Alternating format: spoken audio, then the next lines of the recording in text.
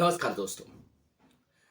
आज हमारा भारत देश एक जश्न के माहौल में झूम रहा है। क्यों? क्योंकि देश की आजादी का 75वां साल चल रहा है। हमारा देश 1947 को आजाद हुआ और 75 साल बीत गए। इसी खुशी में आज सारा देश आजादी का अमृत महोत्सव मना रहा है।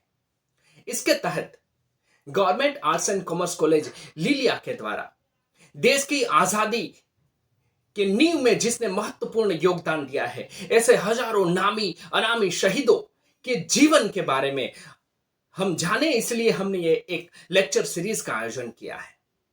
दोस्तों, देश की आजादी के लिए जिन मत वालों ने, जिन परवानों ने अपना सर्वस्व बलिदान दे दिया, उसकी विचारधारा कैसी थी, देश के प्रति उसकी विचारधारा कैसी थी, उसके विचारों में राष्ट्रभक्ति कैसी थी, किस प्रकार से वो जीवन जीते थे, किस प्रकार से उसने संघर्ष किए थे देश के आजादी के लिए। ये सारी बातें हम इस लेक्चर सीरीज के माध्यम से जान रहे हैं। दोस्तों, आज हम इस लेक्चर सीरीज के 7वें अध्याय में आ गए हैं। लगातार हम देश के हर एक नामी अनामी शहीदों के जीवन के बारे में जानेंगे, समझेंगे और उससे प्रेरणा लेने का प्रयत्न करेंगे। आज का हमारा जो ये लेक्चर है वो भी देश के एक ऐसे महान सपूत के बारे में है कि जिसने देश की आजादी में महत्वपूर्ण योगदान दिया है। ऐसे महान क्रांतिवीर थे श्यामजी कृष्ण वर्मा। वह भारतीय स्वतंत्र सेनानी थे।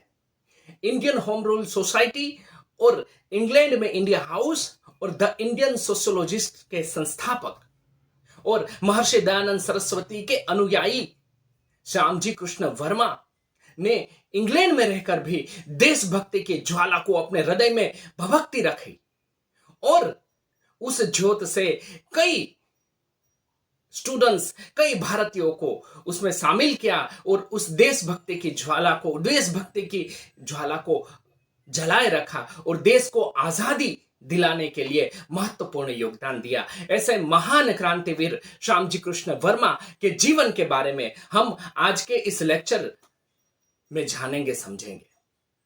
दोस्तों, मैं स्वागत करना चाहता हूं हमारी कॉलेज के आचार्य श्री डॉक्टर राजेंद्र सिंह राठौर साहब को कि वो आए और आज के हमारे मुख्य वक्ता का शाब्दिक स्वागत करें। आज के हमारे मुख्य वक्ता है doctor Meghraj Singh Jadeja, assistant professor in sociology, Bhaktaraj Dada Khachar arts and commerce college Gadhada से। मैं निवेदन करता हूं हमारे आचार्य श्री राजेंद्र सिंह जी को कि वो आए और स्वागत प्रवचन दे। Doctor Rajendra Singh Rathore sir. नमस्कार मित्रों, आज़ादी का अमृत महोत्सव सीरीज में सरकारी विज्ञान और वाणिज्य कॉलेज લીલિયા आपનું हार्दिक स्वागत करे छे। हूँ doctor Rajendra Singh Rathore, principal government arts and commerce college Liliya. आप सौने आ एक कार्यक्रमनी सीरीज અને એ અંગે આજે જણાવતા આનંદ થાય છે કે આજનો વિષય શ્રી શ્યામજી કૃષ્ણ વર્મા, જે આઝાદીના કેવા લડવૈયા કે જેમનું આજે ગુજરાત, ભારત અને વિશ્વમાં નામ છે, એવા શ્યામજી કૃષ્ણ વર્મા વિષયક એક ચર્ચા લઈને આવી રહ્યા છે। યુવાન સમાજશાસ્ત્રી અને ડાયનેમિક એક જાણકાર એવા મેઘરાજસિંહ જાડેજા, ડૉક્ટર મેઘરાજસિંહ જાડેજા કે જેઓ ગઢડાની કોલેજમાં સમાજશાસ્ત્રના અધ્યાપક છે। તો આજે માણીએ મેઘરાજસિંહજીને અને આ સમગ્ર પ્રવૃત્તિ શ્રી ડૉક્ટર મહેશ ગઢિયા સાહેબ દ્વારા આ કોલેજના સમાજશાસ્ત્રના પ્રોફેસર દ્વારા સંચાલન થઈ રહ્યું છે, એ અંગે પણ હું એમનું સ્વાગત કરું છું, ધન્યવાદ પણ આપું છું। મેઘરાજસિંહજીનું પણ આજને આ સિરીઝમાં સ્વાગત કરું છું। આ ઉપરાંત સૌથી વધુ મારા વહાલા શ્રોતાઓ, વિદ્યાર્થીઓ, તેઓનું પણ આ પ્રસંગે હું સ્વાગત કરું છું। વંદે માતરમ। તો માણીએ મેઘરાજસિંહજીને। આઝાદી કા અમૃત મહોત્સવ સિરીઝ વિષય છે શ્રી શ્યામજી કૃષ્ણ વર્મા। વંદે માતરમ। Thank you Rajendra Singh Rathore sir. दोस्तों, आजादी के लिए श्यामजी कृष्ण वर्मा का अभूतपूर्व योगदान रहा है। तो चलिए हम जाने इस लेक्चर के माध्यम से कि किस प्रकार से देश को आजादी दिलाने के लिए श्यामजी कृष्ण वर्मा ने संघर्ष किया था। मैं स्वागत करना चाहता हूं आज के हमारे इस सेशन के मुख्य वक्ता डॉक्टर मेघराज सिंह जाडेजा सर का, कि वो आए और श्यामजी कृष्ण वर्मा, क्रांतिवीर श्यामजी कृष्ण वर्मा के जीवन के बारे में हमें प्रकाश डालें। डॉक्टर मेघराज सिंह जाडेजा। नमस्कार मित्रों, भारत अपनी आज़ादी का अमृत महोत्सव मना रहा है। आज़ादी की 75वीं सालगिरह आप सभी को बहुत बहुत मुबारक हो। यह आज़ादी का अमृत हमें यूं ही नहीं मिला है, न जाने कितने क्रांतिकारियों का विष इसके पीछे लगा हुआ है, तब जाके हमें ये आज़ादी मिली है। और आज इस अमृत महोत्सव पर हमें उन क्रांतिकारियों को याद करना होगा, और इसीलिए आज हम ऐसे क्रांतिकारी की बात करने वाले हैं जो देश के और देश से बाहर जाकर अपना परचम लहरा कर आए थे। आज़ादी के समय में देश के कोने कोने से न जाने कितने क्रांतिकारियों की बलिदान गाथाएं लिखी गई है। गुजरात ने तो भारत के राष्ट्रपिता और लौह पुरुष महात्मा गांधी और सरदार जैसे भारत रत्नों को दिया है। इसके साथ साथ गुजरात ने क्रांतिकारियों को भी जन्म दिया है। आज की पीढ़ी ये नहीं जानती है कि गुजरात में से ऐसे कितने क्रांतिकारी थे जो विदेश में जाकर भारत का परचम लहरा रहे थे, आज़ादी के लिए कार्य कर रहे थे।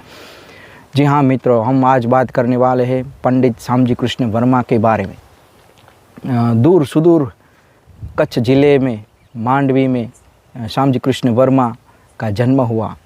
जब 1857 का विप्लव हो रहा था, तभी मांडवी में बोबू पंड्या की एक शेरी में, एक गली में श्यामजी कृष्ण वर्मा का भंसाली के परिवार में जन्म होता है।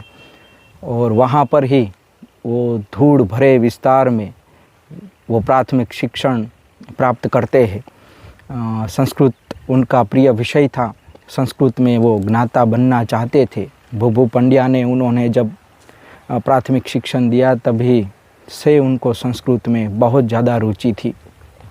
आगे जाकर वो भुज चले गए अभ्यास के लिए।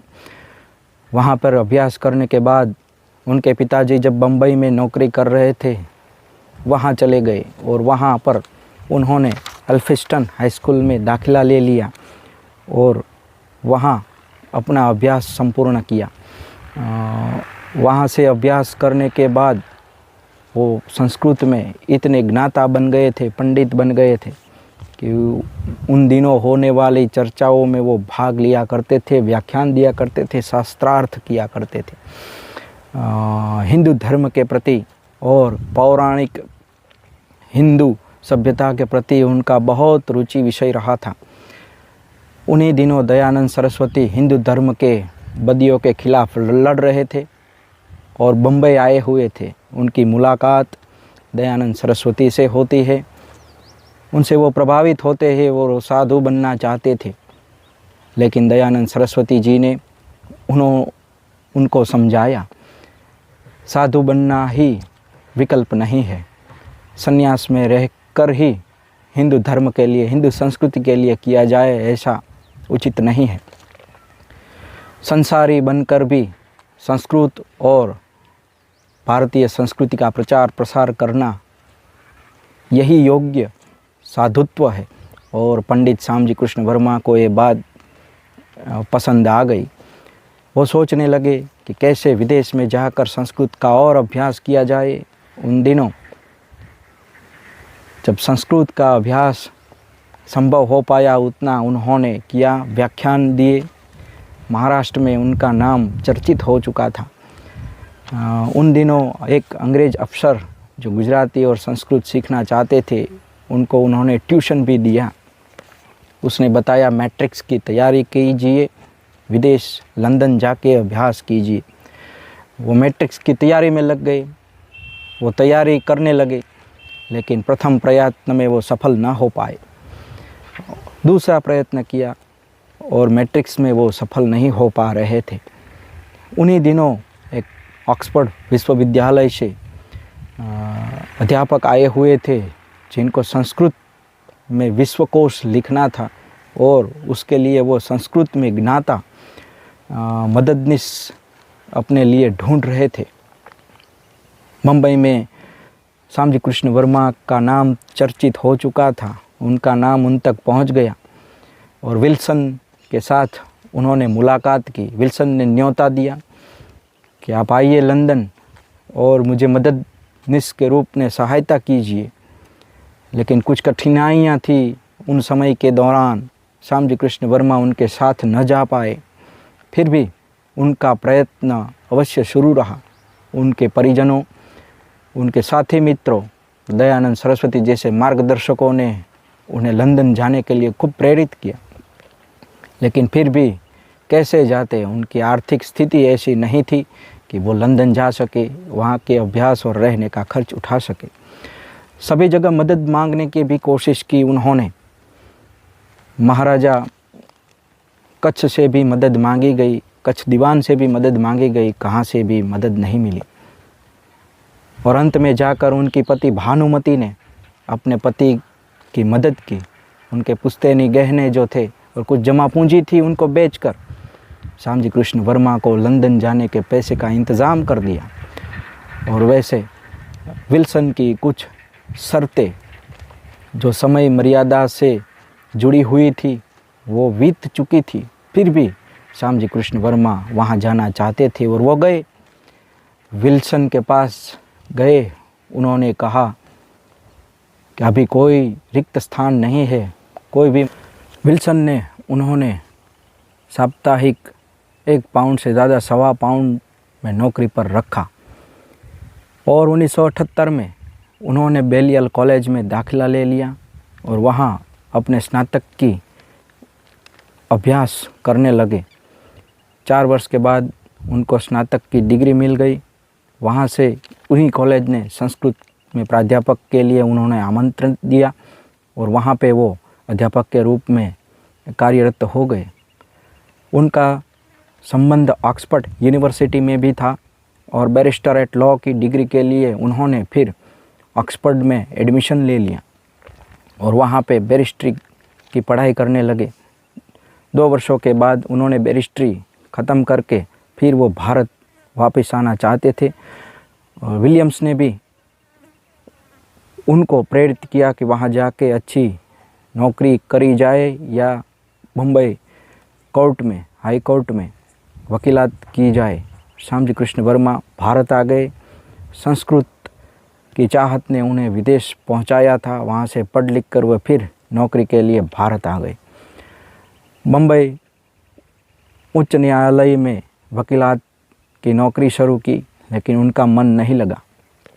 फिर जाकर उन्होंने दीवानगिरी करने का सोचा और रतलाम के दीवान ने उन्होंने आमंत्रित किया और रतलाम में वो चले गए। लेकिन नादुरुस्त तबीयत के कारण वो रतलाम में ज़्यादा तक दीवानगिरी न कर सके और फिर वापस अजमेर चले गए। अजमेर में रहे, वहाँ पे प्रजा का प्रतिनिधित्व भी किया और अजमेर से उदयपुर के महाराजा ने उन्हें बुलाया और फिर से उदयपुर के दीवान के रूप में उन्होंने नौकरी की। कुछ साल वहाँ बिताने के बाद जूनागढ़ के नवाब ने दीवान के लिए उन्हें आमंत्रित किया। वहाँ चले गए और ऑक्सफोर्ड में अपने साथ पढ़ने वाले मित्र बड़ौदा में रहते थे। जब वह दीवान बन गए जूनागढ़ के, उन्होंने मित्र से सिफारिश की कि जूनागढ़ में उन्हें नौकरी दी जाए। श्यामजी कृष्ण वर्मा ने जूनागढ़ में नौकरी दी, लेकिन उन्हीं के षड्यंत्रों की वजह से और राज षड्यंत्रों के कारण उन्होंने जूनागढ़ की दीवानगी छोड़ दी। फिर से वह बम्बई आकर बस गए। 1896 में जब मुंबई में मर्की प्लेग फैल गया, तब वो जान चुके थे कि भारत में ना तो वकीलात करी जा सकती है न राज्यों के साथ, देशी रजवाड़ों के साथ रहकर भारत की आज़ादी के लिए कुछ किया जा सकता है। उनको लगा कि फिर उन्हें विदेश जाना चाहिए और वो लंदन चले गए। जब लंदन चले गए, वहाँ से एक व्यवसायी श्यामजी कृष्ण वर्मा और वहाँ से परिवर्तित होकर वो क्रांतिवीर श्यामजी कृष्ण वर्मा बनने जा रहे थे। लंदन जाने के बाद ऑक्सफोर्ड के अध्यापकों के साथ और उनकी मदद से वो हर्बर्ट स्पेंसर की संपर्क में आए, जो कि वहाँ के बहुत बड़े सोशियोलॉजिस्ट थे। और हर्बर्ट स्पेंसर के विचारों से वो खूब प्रभावित हुए। हर्बर्ट स्पेंसर के व्याख्यान सुनते थे, उनके साथ चर्चा करते थे और उनके लिखे हुए पुस्तकों के बहुत बड़ा अभ्यास उन्होंने किया। और उसी समय के दौरान हर्बर्ट स्पेंसर की प्रेरणा से उन्होंने सोचा कि भारत की आज़ादी के लिए, भारत की लड़ाई के लिए कुछ किया जाए।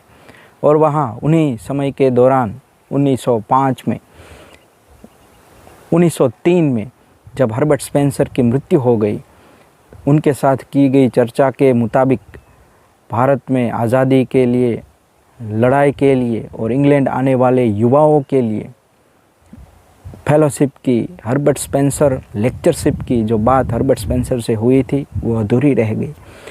लेकिन 1905 में जब उनकी मुलाकात और एक गुजराती से हुई, जिन्होंने श्यामजी कृष्ण वर्मा की क्रांतिकारी विचारों को और तेज़ कर दिया, और वो गुजराती और कोई नहीं, सरदार सिंह राणा थे। सरदार सिंह राणा उन दिनों बैरिस्ट्री करने लंदन गए हुए थे। दोनों के विचारों ने उन्हें मिला दिया और दोनों में आपसी सहमति इतनी ज़्यादा हो चुकी थी, आपसी समझदारी इतनी ज़्यादा हो चुकी थी कि दोस्ती होने में ज़्यादा समय नहीं लगा। और एक तीसरे गुजराती भी वहाँ थे, मैडम भिखाईजी कामा, जो भी अपनी पारिवारिक जीवन को छोड़कर महाभारती की लड़ाई लड़ने के लिए, स्वतंत्रता की लड़ाई लड़ने के लिए लंदन पहुँचे हुए थे। और तीनों की तिकड़ी जम गई। वहाँ पे उन्होंने क्रांति की ज्वाला को प्रज्वलित करने के लिए और क्या किया जाए इसका विचार शुरू कर दिया था। 1905 में 95 क्रॉमवेल एवेन्यू हाईगेट लंदन के एक विस्तार में बहुत बड़ा मकान, 3 मंजिला मकान था, वो खरीद लिया। और यहाँ से जो हो शुरू होने वाला था वो भारत की स्वतंत्रता में बहुत बड़ा एक नींव के पत्थर के जैसा काम करने वाला था। इस मकान का नाम बदलकर उन्होंने इंडिया हाउस रख दिया। और इंडिया हाउस के साथ साथ उन्होंने होम रूल सोसाइटी की भी स्थापना की। और ये इंडिया हाउस अब अंग्रेज़ों के सामने लड़ाई लड़ने का और क्रांतिकारियों का गढ़ बनने वाला था। किसी ने सोचा होगा एक संस्कृत में ज्ञाता बनने वाले पंडित श्यामजी कृष्ण वर्मा भारत की स्वतंत्रता के लिए और भारत की स्वतंत्रता को प्राप्त करने के लिए अंग्रेज़ों की धरती पर रहकर, अंग्रेज़ों के गढ़ में जाकर अपना गढ़ और अपना किला जमाकर उन्हीं के सामने लड़ाई लड़ने वाले थे। लेकिन नियति ने ये संभव कर दिखाया और आगे की जो घटनाक्रम होने वाले थे वो ब्रिटिश सरकार को बहुत परेशान करने वाले थे। 3 मंजिला इमारत और इसका नाम इंडिया हाउस कर दिया गया। पहले निचले माले पर सभागार था, वांचनालय था, और दूसरे और तीसरे माले पर क्रांतिकारियों और पढ़ने आने वाले विद्यार्थियों को रहने के लिए 25 विद्यार्थियों को रहने के लिए व्यवस्था की गई थी। बाद में बढ़ाकर वो 50 विद्यार्थियों की व्यवस्था में तब्दील की गई। और ये इंडिया हाउस अब जाना पहचाना स्थल बन गया था। श्यामजी कृष्ण वर्मा भारत में पढ़ने वाले और विदेश में आकर पढ़ने वाले बुद्धिजीवियों को आमंत्रित कर रहे थे कि वो आए, इंडिया हाउस उसकी मदद करेगा। वहाँ पे आए, क्रांतिकारी विचारों को फैलाए, अपने विचारों को, महाभारती के विचारों को लेकर आगे बढ़े और उनकी व्यवस्था वहाँ की जाने वाली थी। इंडिया हाउस लंदन आने वाले सभी के लिए केंद्र का स्थान बन गया था। जो भी इंडिया हाउस आता अवश्य लंदन में स्थित इंडिया हाउस की मुलाकात लेता। साथ ही साथ वहाँ पे कितने क्रांतिकारियों को आगे बढ़ाने का काम इंडिया हाउस में किया गया था। न केवल विचारों का आदान प्रदान होता था, बल्कि क्रांतिकारी और इंग्लैंड की सरकार के सामने आखिर क्या किया जाए उसकी रणनीति भी यहीं तैयार होती थी। 1857 की जब 50वीं सालगिरह अंग्रेज मना रहे थे विजयी गाथा के रूप में, तभी श्यामजी कृष्ण ने निर्णय लिया कि इंडिया हाउस में भी 1857 की लड़ाई, अंग्रेज़ों की हुकूमत को और अंग्रेज़ों की जो तुमाखी उनकी दमन नीति थी उनको प्रदर्शित किया जाए। बहुत बड़ा समारोह किया गया और इसकी चर्चा पूरे इंग्लैंड में हो गई। एक बड़ा व्याख्यान रखा गया और ब्रिटिश सरकार को ये आवारा नहीं गुजरा। उन्होंने बहुत बड़ी चर्चा छेड़ दी थी इंग्लैंड में कि अंग्रेज़ सरकार इतने बड़े स्वतंत्रता संग्राम को अपने विजयी गाथा के रूप में कैसे मना सकते हैं। उसका नतीजा यह निकला कि ब्रिटेन की संसद में 30 जुलाई 1907 को एक ब्रिटिश सांसद ने मिनिस्टर ऑफ इंडिया को पूछ लिया और कुछ कड़े सवाल पूछे गए कि आप श्यामजी कृष्ण वर्मा को जानते हैं, क्या ये सच है ये ऐसी प्रवृत्तियां कर रहे हैं। और मिनिस्ट्री ऑफ इंडियंस के मिनिस्टर को उनके कड़े सवालों का जवाब का सामना करना पड़ा। पूरे संसद में ये चर्चा फैल गई और पूरे इंग्लैंड में देखते ही देखते श्यामजी कृष्ण वर्मा, उनके साथी और इंडिया हाउस की चर्चा होने लगी। लंदन टाइम्स ने भी इसका संज्ञान लिया और पूरे विश्व में इसकी चर्चा होने लगी। जो भी भारत से आता था वो इंडिया हाउस अब मुलाकात लेने लगा था। बड़े बड़े नेता, बड़े बड़े राष्ट्रीय कक्षा के नेतृत्व व्यक्तित्व वो इंडिया हाउस आने लगे थे। लेकिन इंग्लैंड में स्वतंत्रता का ये गढ़ अब बहुत ही चर्चास्पद बन गया था। इंग्लैंड में न केवल स्वतंत्रता के लिए कार्य किया गया, लेकिन इंडिया हाउस में आने वाले भारत में रह रहे नौजवानों के लिए श्यामजी कृष्ण वर्मा ने 5 फेलोशिप की घोषणा भी की थी। और 5 फेलोशिप जो उनके द्वारा घोषणा की गई थी वो Herbert Spencer fellowship, Dayanand Saraswati fellowship, Maharana Pratap fellowship, Shivaji Maharaj fellowship और अकबर फेलोशिप। और इन सभी फेलोशिप का एक ही उद्देश्य था, भारत से आकर इंग्लैंड अभ्यास किया जाए और माँ भारती की आज़ादी के लिए लड़त लड़ी जाए।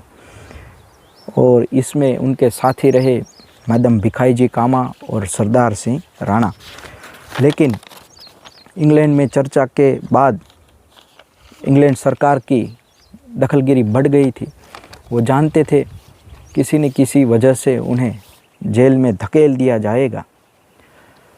मदन लाल धिंगरा और सावरकर जैसे विद्यार्थियों ने इन्हीं फेलोशिप की वजह से वहाँ पे शरण ली हुई थी। और मदन लाल धिंगरा ने जब कर्जन वाइली की हत्या कर दी और इंग्लैंड में हड़कंप मचा दिया, तब श्यामजी कृष्ण वर्मा को ये लगने लगा था कि अब इंडिया हाउस ऐसे कार्य करने में ज़्यादा देर टिक नहीं सकेगा। लेकिन फिर भी उनके प्रयत्न अथाग शुरू रहे। कर्नल वाइजी जब एक लेक्चर में अपना भाषण देकर बाहर निकल रहे थे, पहले से ही उनके पिताजी मदन लाल धिंगरा के पिताजी कर्नल वाइली को जानते थे और उनके बेटे की वजह से वो मदन लाल धिंगरा को भी जानते थे। उन्होंने शंका न की। मदन लाल धिंगरा जब वाइली की ओर बढ़े, बहुत नज़दीक पहुंच गए, उनके सर में मदन लाल धिंगरा ने 4 गोलियां मारी। 5वीं गोली उनको बचाने वाले पारसी डॉक्टर को लगी।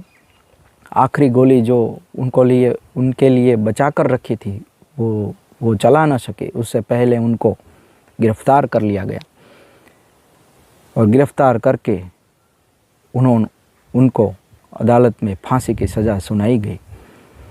तभी तक मदन लाल धिंगरा और क्रांतिवीर श्यामजी कृष्ण वर्मा जैसे क्रांतिकारियों ने ये इंडिया हाउस में योजनाएं घड़ी थी और उनके साथीदार रहे इतने सारे क्रांतिवीर, ऐसी इंडिया हाउस अब लंदन में बहुचर्चित बन गया था। और ये कोई कार्य छोटा नहीं था। इंग्लैंड की धरती पर रहकर इंग्लैंड के सामने भारत की आज़ादी के लिए लड़ना ये कोई छोटी बात नहीं थी। श्यामजी कृष्ण को लगने लगा था कि अब इंडिया हाउस छोड़ना होगा, और जब ब्रिटिशरों ने उन पर बहुत दबाव बनाना शुरू कर दिया, तब श्यामजी कृष्ण वर्मा ने इंडिया हाउस छोड़ दिया। वो जिनीवा जाने का फ़ैसला लिया और जिनीवा में बस गए। और इस तरह से एक भारत में जो भारत की लड़ाई के लिए गढ़ गढ़ा गया था, जो लंदन में था, इंग्लैंड में था, उन्हीं की धरती पर था, वो जो इंडिया हाउस था वो अकेला सूना रह गया।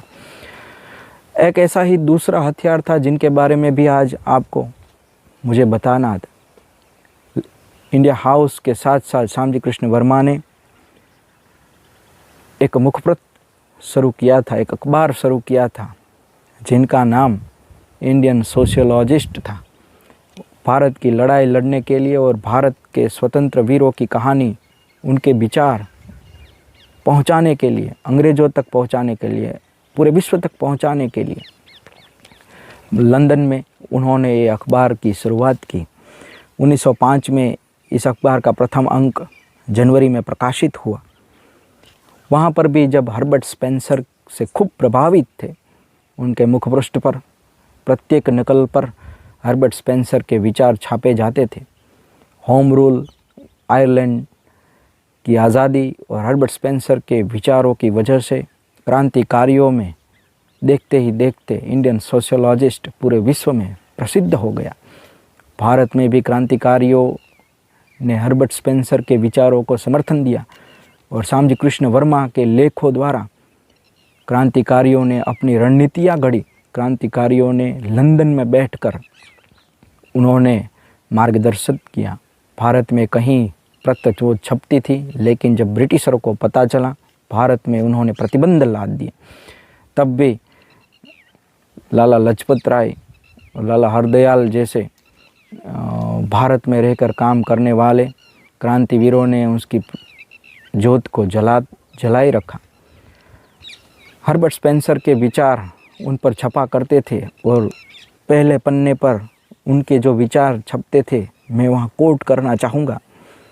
Every man is free to do that which he wills, provide he infringes not the equal freedom to any other man.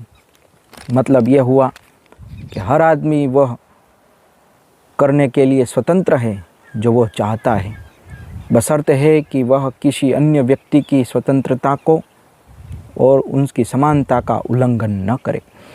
ऐसे विचारों को श्यामजी कृष्ण वर्मा ने अपने प्रतिष्ठित बन चुके अखबारों पर हर पेज पर प्रकाशित किया है, छापा है। वो हर्बर्ट स्पेंसर के विचारों से खूब प्रभावित थे। भारत में यह चोरी छिपे इंडियन सोशियोलॉजिस्ट पहुंचता था और बहुत ही पढ़ा जाना वाला एक क्रांतिवीर अखबार बन गया था। भारत में जहालवादी दल जो उन दिनों बहुत ही स्वतंत्रता के लिए जुस्से से क्रांति से काम ले रहा था, उनका ये फेवरेट प्रतिष्ठित अखबार बन चुका था। इंडियन सोशियोलॉजिस्ट के मुखपत्र से सावरकर जैसे नव विद्यार्थियों ने विज्ञप्ति पढ़कर वहाँ जाने की फेलोशिप के लिए आवेदन दिया था। हमें यह भूलना नहीं चाहिए। ऐसे अखबारों को श्यामजी कृष्ण वर्मा ने भारत के विचारों को और स्वतंत्रता के विचारों को इंग्लैंड में प्रसारित करने, विश्व में प्रसारित करने के लिए, कड़ी आलोचना करने के लिए बहुत ही कठोरता से भारत के विचार और स्वतंत्रता की बात रखने के लिए इस्तेमाल किया। और मात्र न केवल अंग्रेज़ों की आलोचना की, श्यामजी कृष्ण वर्मा ने भारत की आज़ादी में लड़ रहे कई सितारे जिन्हें हम राष्ट्रपुरुष, राष्ट्रपिता कहते हैं, उन सभी के जब भी ज़रूरत पड़ी उन सभी की आलोचना करके उन्हें याद दिलाया कि माँ भारती की स्वतंत्रता ही सर्वोपरि और प्रथम विचार है। और इन आलोचना में छपे हुए लेखों में जिन लोगों का नाम शामिल है वो है गांधी जी, गोपाल कृष्ण गोखले, दादा भाई नवरोजी, प्रिंस ऑफ वेल्स। इन सभी की आलोचनाएं उन्होंने लेखों में प्रदर्शित की थी और पूरे विश्व में भारत की लड़ाई के लिए एक डंका बजाया था। गांधी जी ने जब ब्रिटिश हुकूमत के साथ नरम वलन को अपनाया, उनके विचारों को अपनाया, श्याम जी कैसे चुप रह सकते थे। उन्होंने गांधी जी की जमकर आलोचना इंडियन सोशलॉजिस्ट में की है कि महात्मा ये न भूले कि ब्रिटिशरों के साथ रहकर कैसे आज़ादी मिल सकती है। गोपाल कृष्ण गोखले जब ब्रिटिश खिताबों और उनको दिए जाने वाले सम्मानों के बारे में पता चला तो श्याम जी कृष्ण वर्मा से रहा न गया और उनके साथी सरदार सिंह राणा ने इंडियन सोशलॉजिस्ट में बयान दिया कि हमें पल्लू पकड़ने वाले बच्चे जैसे नेताओं की ज़रूरत नहीं है। इशारा साफ था कि इंग्लैंड का पल्लू पकड़ने से भारत को स्वतंत्रता हासिल नहीं होगी। किसी को बख्शा नहीं जाने वाला था। दादा भाई नवरोजी जैसे स्वतंत्रता वीर जो भारत की आज़ादी के लिए सदैव लड़ते रहे, उनको भी बख्शा नहीं गया। जब दादा भाई नवरोजी ने सोचा कि भारत की लड़ाई के लिए, भारत की स्वतंत्रता के लिए ब्रिटिश पार्लियामेंट में अपना प्रतिनिधित्व दिखाना होगा और वो पार्लियामेंटली लड़े, लेकिन श्याम जी कृष्ण वर्मा को ये गवारा न गुजरा। उन्होंने दादा भाई नवरोजी को भी कह डाला कि ऐसे कैसे आप ब्रिटिश पार्लियामेंट में होकर भारत की लड़ाई लड़ सकते हैं, ये भारत की प्रजा को शोभेगा, भारत की प्रजा इसे स्वीकार करेगी। दादा भाई नवरोजी के साथ साथ प्रिंस ऑफ वेल्स, जब उन्हें पता चला कि भारत में उनका दौरा होने वाला है तो वो कैसे चुप रह सकते थे। इंग्लैंड के राजघराने होने के बावजूद भी श्याम जी कृष्ण ने लिखा, प्रिंस ऑफ वेल्स भारत की यात्रा कर रहे हैं, भारत में अभी दुकाल और मरकी छाई हुई है। ऐसे समय प्रिंस ऑफ वेल्स वहाँ क्या करेंगे? शिकार करेंगे, खेल खेलेंगे, भाषण देंगे, अलंकार खिताबों की बेचनी करेंगे, तमाशा होगा। क्या इन सभी का विरोध नहीं करना चाहिए? और भारत की प्रजा को ये उंगली निर्देश दिया कि वहाँ पे प्रिंस ऑफ वेल्स का दौरा इस समय होना नहीं चाहिए।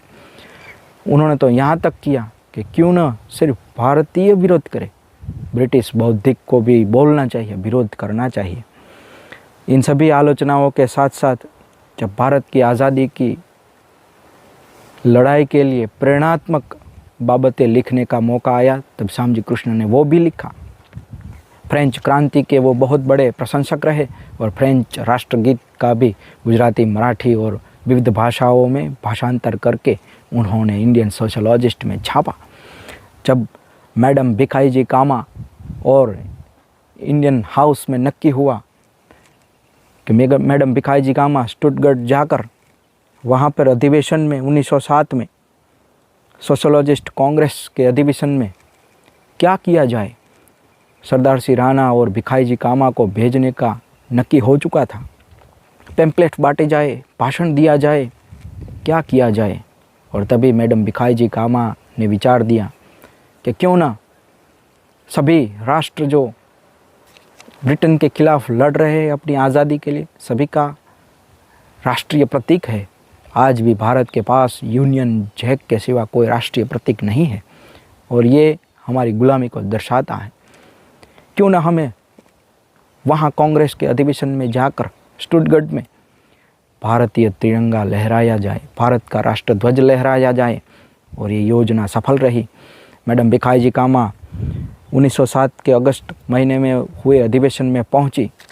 1000 से ज़्यादा लोग प्रतिनिधित्व कर रहे थे यूरोप और अमेरिका से। उनको पता चला मैडम भिखाईजी कामा क्या बोलेंगी। स्टेज पर पहुंची और अपने हाथ में रखे हुए राष्ट्रध्वज को फहराया।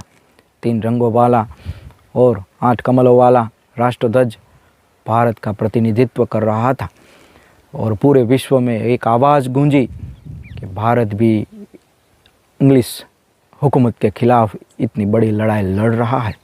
वहाँ से पूरे राष्ट्र में एक संदेश गया कि भारत का प्रतिनिधित्व, भारत का राष्ट्रध्वज भारत की राष्ट्रीय पहचान अब आ चुकी है और ये योजना सफल रही। इंडियन सोशोलॉजिस्ट में इसके लिए भी बहुत बड़े लेख छापे गए और पूरे विश्व में से श्यामजी कृष्ण वर्मा को बहुत बधाई संदेश मिलने लगे। कुछ संदेश ऐसे भी मिले कि हम आपके साथ हैं, लड़ाई को जारी रखिए। कुछ राष्ट्र ने भी भारत की लड़ाई के लिए कटिबद्धता दिखाई, लोगों को साथ चलाने का और ब्रिटिशरों को के सामने लिखित स्वरूप पे कटार कलम से युद्ध लड़ने का काम श्यामजी कृष्ण वर्मा ने किया था। जब लोकमान्य तिलक को भारत में गिरफ्तार कर लिया गया तब ये जूने पुराने साथी को बचाने के लिए श्यामजी कृष्ण वर्मा ने फिर से लिखा और कड़ी आलोचना की कि ऐसे कैसे आप लोकमान्य तिलक को गिरफ्तार कर सकते हैं। जब वंदे मातरम पर बहस छिड़ गई, वंदे मातरम का बचाव करने में भी श्यामजी कृष्ण वर्मा ने लिखा। न जाने कितने किस्से होंगे जो श्यामजी कृष्ण वर्मा ने इंडियन सोशोलॉजिस्ट में छापे होंगे। और इंडियन सोशोलॉजिस्ट भारत का और ब्रिटेन में रहते हुए लड़ाई लड़ने का प्रमुख हथियार बन चुका था। गांधी जी, सरदार पटेल, सभी को जब ये सुझाव मिलने लगे कि इंडियन सोशोलॉजिस्ट इतना अच्छा कार्य कर रहा है, तो श्यामजी कृष्ण वर्मा ने 1906 में, जब गांधी जी की नेतृत्व नहीं हुआ करती थी, गांधी जी से पहले असहकार आंदोलन के बारे में इनके अखबार इंडियन सोशोलॉजिस्ट में छापा और आखिर पूरी योजना बताई कि कैसे डिसएसोसिएशन नाम से ब्रिटिश सरकार, ब्रिटिश हुकूमत का काम बंद किया जाए, उनकी लोनें न ली जाए, उनकी नौकरी न की जाए, उनका शिक्षण न लिया जाए, उन्हें सहकार न दिया जाए, तो अपने आप ही ब्रिटिश हुकूमत भारत को आज़ाद कर देगी। और बाद में जाकर गांधी जी ने इसे असहकार आंदोलन के रूप में स्वीकार किया। गांधी जी जब विद्यापीठ का विचार लेके आए, उनसे पहले श्यामजी कृष्ण वर्मा ने इंडियन सोशोलॉजिस्ट में इस विचार को भी छापा था कि भारत में जो चुनाव हो रहे हैं ब्रिटिश रूल के नीचे, ये चुनाव टालकर इनका पैसा जो है वो ब्रिटिश सरकार क्यों न विश्वविद्यालयों खोल के भारत के भले के लिए इस्तेमाल करती है। ऐसे राष्ट्रीय विश्वविद्यालय होने चाहिए थे। गांधी जी ने बाद में उन विचारों को अपनाया और गुजरात विद्यापीठ की स्थापना की। ऐसे विचारों को इंडियन सोशोलॉजिस्ट के माध्यम से पूरे विश्व में भारत की स्वतंत्रता के विचारों को फैलाने का काम श्यामजी कृष्ण वर्मा ने किया था। लेकिन जब मदन लाल धिंगरा ने वायली की हत्या कर दी और उन पर ब्रिटिश संसद और ब्रिटिश सरकार का दबाव बढ़ने लगा, तब उन्हें लगा कि अब बहुत हो चुका। उनको स्व बचाव के लिए जिनीवा जाना पड़ा, लंदन छोड़ना पड़ा। उन्हीं के साथ उनका प्रेस लंदन से बंद हो गया, लेकिन उन्होंने पेरिस से अपने अखबार को शुरू रखा और उनके बाद निरंतर माँ भारती के विचारों को, स्वतंत्रता वीरों के विचारों को सतत आलोचना के रूप में, कड़ी आलोचना के रूप में प्रकाशित करते रहे। एक ऐसा गौरवपूर्ण इतिहास लंदन में रहकर, लंदन के परिसर में रहकर, गढ़ बनाकर क्रांतिकारी विचारों रखने वाले श्यामजी कृष्ण वर्मा को इंग्लैंड ने भी कभी हल्के में नहीं लिया था। वो जिनीवा चले गए, तभी नियति को कुछ और मंजूर था और प्रथम विश्व युद्ध शुरू हो गया। और प्रथम विश्व युद्ध में हालात ऐसे हो गए कि ब्रिटेन और उसके समर्थक राष्ट्र को जीत मिलने लगी थी और इसी के बावजूद बचते बचाए फिर भी वो लड़ रहे थे। लेकिन अब ये कार्य इतना मुश्किल हो चुका था। मैडम भिखाई जी कामा दूर हो चुकी थी, सरदार सिंह राणा भी पेरिस में रहने लगे थे और इन तीनों की टुकड़ी जो हुआ करती थी वह बिखर गई थी। सावरकर जी को कारावास की यातना मिली हुई थी। क्रांतिकारियों का गढ़ अब बिखरने लगा था। इंडियन सोशोलॉजिस्ट भी अब बिखरने लगा था। कितनी देर तक चलता, फिर भी जितना चल सका उन्होंने चलाया। लेकिन अंत समय में श्यामजी कृष्ण वर्मा ने आखिरकार उस प्रेस को बंद करना पड़ा। 1922 में इस मुखपृष्ठ को बंद कर दिया गया। लेकिन श्यामजी कृष्ण वर्मा ने जो वहाँ पे इंडिया हाउस और इंडियन सोशोलॉजिस्ट और होम रूल सोसाइटी की वजह से न जाने कितने क्रांतिकारियों की फौज खड़ी कर दी थी। उन्होंने जान पूर दिए थे। भारत की आज़ादी की लड़ाई लड़ने वाले क्रांतिकारियों के दिलों में क्रांति की ज्वाला जला दी थी और यही कार्य उनका श्रेष्ठतम कार्य था। सरदार सिंह राणा नज़रकैद कर लिए गए थे। भिखाई जी कामा भारत में आकर रहने लगी थी, लेकिन लड़ाई अब भी श्यामजी कृष्ण वर्मा जिनीवा से लड़ रहे थे। उन्होंने अनुदान देना फिर से शुरू किया, व्याख्यानमालाएँ फिर से शुरू की, जिनीवा में भी व्याख्यानमालाएँ शुरू की। उन्होंने अमेरिका के प्रमुख को पत्र लिखा और वुड्रो विल्सन को पत्र में लिखा कि आप यूएन में ऐसे प्रतिनिधित्व को इकट्ठा कीजिए जो ब्रिटिश के खिलाफ लड़ रहे हैं, उनको मौका दीजिए। और वुड्रो विल्सन लेक्चर सीरीज़ भी शुरू कीजिए जो भारत जैसे आज़ादी पाने वाले देश के लिए बहुत बड़ा काम करने वाली थी। लेकिन ये योजना उतनी सफल न हो पाई और भारत में उनके स्वतंत्रता संग्राम की दौर अब ढीली पड़ने लगी थी। महात्मा गांधी जैसे राष्ट्रीय नेताओं का उदय हो चुका था और उन्होंने क्रांतिकारी विचारों से परे हटकर अहिंसावादी विचारों से लड़ाई लड़ने का एक मार्ग प्रशस्त किया हुआ था। और फिर भी वो अपना प्रयत्न कर रहे थे जिनीवा में रहकर, लेकिन अब सब कुछ ख़त्म हो चुका था। श्यामजी कृष्ण वर्मा ने पूरी जीवन भर ये लड़ाई लड़ी, आखिरी दम तक ये लड़ाई लड़ते रहे। इसी समय के दौरान द्वितीय विश्व युद्ध भी हुआ और पूरे विश्व का नक्शा बदल गया था, प्रवाह बदल गए थे। ब्रिटेन और साथी मित्रों का बहुत बड़ा प्रभाव विश्व पर पड़ने लगा था। फ्रांस अपनी जर्मनी से लड़कर आधे रास्ते में पहुंच चुका था और अब ब्रिटेन के साथ उनके संबंध अलग थे। श्यामजी कृष्ण वर्मा के भाषण देने पर या कुछ करने पर अब फ्रांस सरकार कुछ मदद नहीं कर सकती थी। सरदार सिंह राणा को भी वहाँ से हटना पड़ा, जाना पड़ा, जेलवास भोगना पड़ा। जिनीवा में रहकर श्यामजी कृष्ण वर्मा अब ज़्यादा कुछ नहीं कर सकते थे। आखिरी दिन चल रहे थे। भारत की स्वतंत्रता को अभी बहुत देर थी। श्यामजी कृष्ण वर्मा के वो आखिरी दिन जब जवाहरलाल नेहरू उनसे मिलने गए थे, उन्होंने अपनी जीवनी में लिखा है और वो सुनकर, ये पढ़कर दुख से दिल भर जाता है। भारत का ये क्रांतिवीर जब जिनीवा में रह रहा था, वो और भानुमती जी उनकी पत्नी, और कोई साथीदार नहीं रहा था, कोई परिजन नहीं रहा था, कोई परिचित नहीं रहा था। दोनों अकेले जिनीवा में 5 मंजिला इमारत पर 5वीं मंजिल पर एक अंधेरे कमरे में रह रहे थे। पैसों की कोई कमी नहीं थी अब भी, लेकिन उनका शकिया दिमाग ब्रिटिशरों